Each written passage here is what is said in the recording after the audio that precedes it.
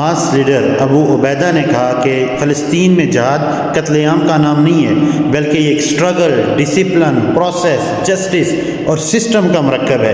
ایک پروسیس کا نام ہے، اس کا مطلب جدوجہد ہے۔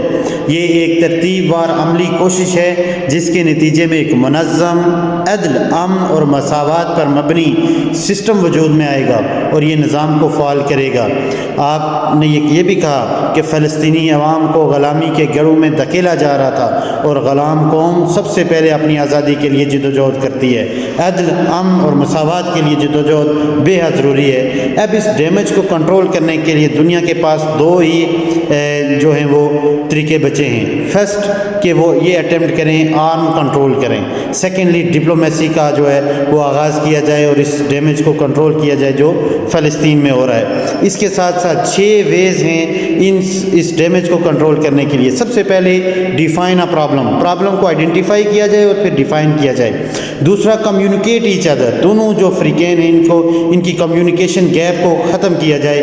ان کے درمیان اسٹیبلش ریلیشن شپ کو اسٹیبلش کرنے کی کوشش کی جائے۔ ڈیولپ ایکشن پلان اور پھر gain commitment and then provide feed back.